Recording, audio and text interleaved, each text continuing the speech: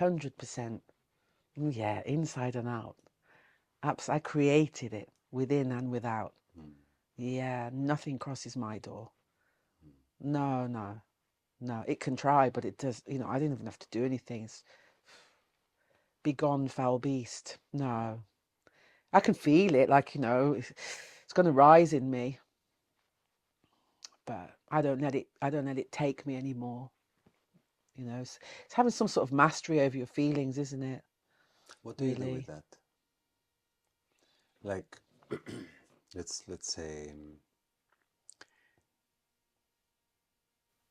when we say shadow work, Yeah. if we would get concrete, how do you integrate your shadow? Let's say when you see this, in this case, an example, this more violent, confronting part, and you say over time I tamed it. How does that happen without disowning? You can't disown. Mm. You embrace. You integrate. We are not separate to that. You love it better. You love it. Mm-hmm. You do it with love. No, this is the only. I feel this is the only way. With care and attention. If you ignore it, it goes. It will grow. So for me, it's been about embracing in myself. That feistiness. Absolutely, and all of the shadowy nature, and it still come up and bite me on the ass occasionally, of course. Mm-hmm. Like we were speaking about that earlier. I will be on my deathbed and it will be there, but I don't have the fear and I don't have the shame or the guilt or the heavier say emotions that held me bound, maybe that hold one bound, you know, to that realm. Let's say I can navigate with my lights on. You Mm-hmm. know what I mean? Mm-hmm. Walking in the dark with my lights on. It's another lyric. Without the fear of it, and also embrace it. I don't need to be in judgment of that anymore, or think that, oh well, but that's bad. That's a bad part of me, because it's not. It's not your fault. It's like, okay, let's embrace you. Let's integrate you. Let's make you you know, help you to dissipate into the light, I suppose. No, but the light. When I say the light, I'm not a person that sees a dichotomy like there's dark and there's light. I'm not that person. For me, there's everything, and light has everything within it. Even in the dark, you know, shadow is shadow. It feels, where there is light and it casts a shadow, like outside where the sun, there's a shadow on the ground there. There's just an absence of any kind of light in that moment. And as soon as the sun moves over it, there it is, isn't it? So it's the same kind of thing. There's a very dark and starlit terrain within me that I love to navigate. I'm a night being in that way. I love to dream. That's where you meet many of your monsters, and you've got to give them something, so they're not going to consume you. You know what I mean? Mm-hmm. You gotta give them a bit of attention. You know. And how do you give the attention to the monsters? How do you pay homage to the darkness without that fear that you're gonna get swallowed by it? Because I Do, suppose, I suppose we project that somehow the integration of the shadow is the transcendence of the shadow, and that eventually we will be liberated from those feelings, and that's not the way it is, yeah. no. But the fear on the other end is that integrating meaning means somehow allowing it as well. Yeah. So we are not negating, we are not letting ourselves getting overpowered by it, so we are finding some middle ground with these darker energies. Yeah. And as we come into this part of life where I suppose we like to dream, but we also are very very much face to face with our dreams becoming true already. Yeah, when you're very young, your dreams are going to become true at some point, but now you're having dreams that already became true. So in the putting it together, I suppose music plays a big role, but yeah,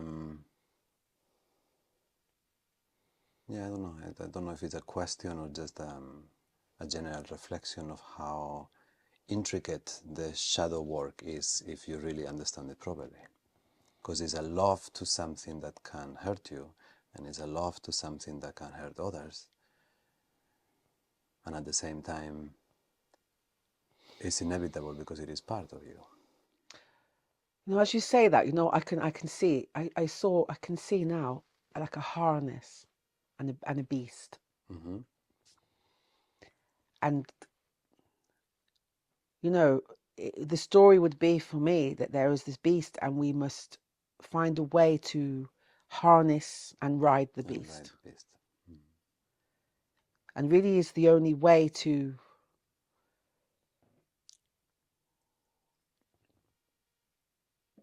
calm the beast. And I won't say tame because I wouldn't want to tame, but to calm is to be able to, if you let that beast run amok and be in control of you and in everything around you, then you're done. Mm-hmm. And okay, we're talking about us and we're talking about ourselves as, you know, our lives, which are maybe aren't so extreme, but there are things out there in the world that are so extreme and people who are suffering a lot with the actions of others and suffering within themselves. And I would never claim that I know how to work with that because I haven't been out there in the world working with that. I work in my small area. Um, and there are obviously parts of us that desperately need help, you know, in a lot of us. It's not as easy as going, come on, go get a harness and harness ride your beast. You know, it's just what I see right now. You know, people need to go and get help for whatever it is that may be ailing them or they feel that's difficult to integrate in themselves.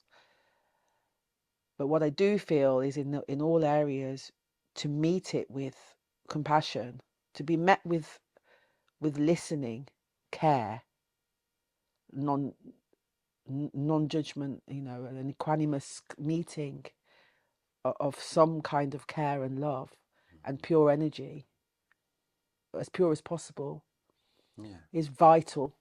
And in what you're saying also implies time and dedication and Yeah, space, and which is something that as an artist is kind of part of your job in a way. yeah, yeah. But And yeah, probably that is part of it, to actually give it importance, to actually sit with it, to actually reflect on it, to not just let it pass as something that you can put aside, but to actually sit and spend time with it.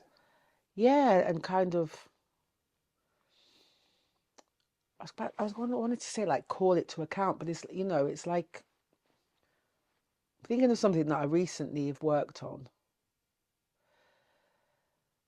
that talks about things that have happened historically and ancestrally, let's say, affecting me, and therefore have impacted my life and my family and my, you know, my relationship to life.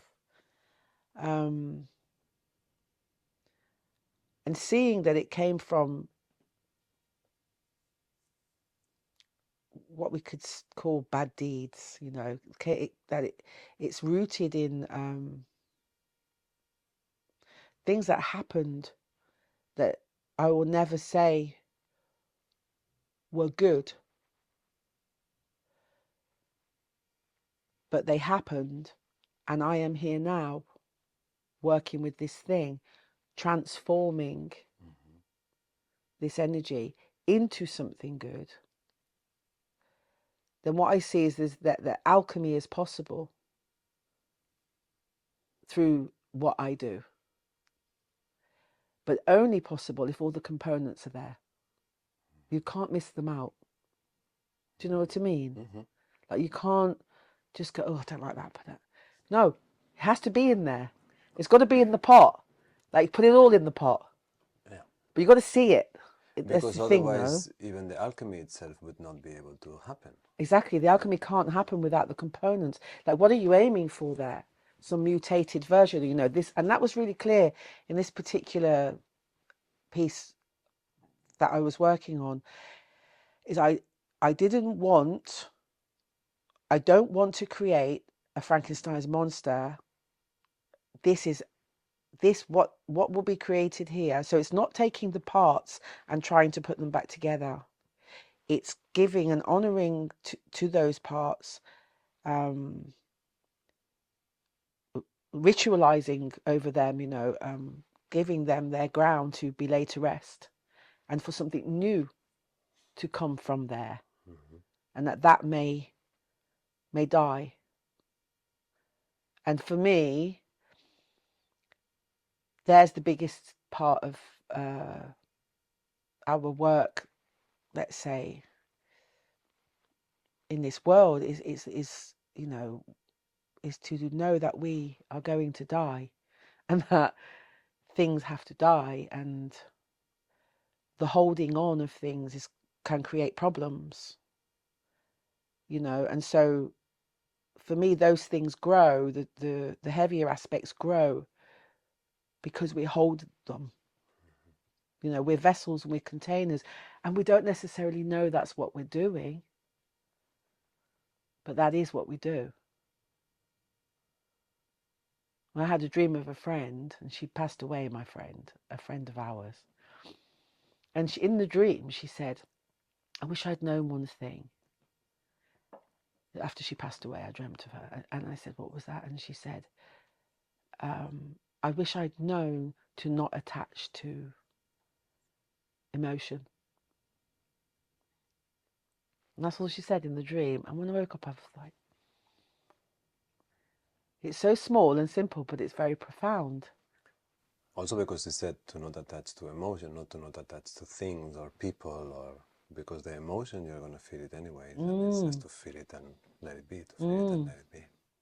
And I always, I always see like generations and generations of us, going through hard things, never having a mode of expression, that accumulation of energy, and then manifesting in, okay, so, let's say me here having this conversation with you and being able to express it is a gift. Do you know what I mean? And there's the alchemic thing. Because in looking forward or down the line and seeing all those ancestors there who went through this, and the perpetrators and the victims and everything, and saying, okay, honoring this. Here I am. I will transmute this in some way by writing a song and singing it.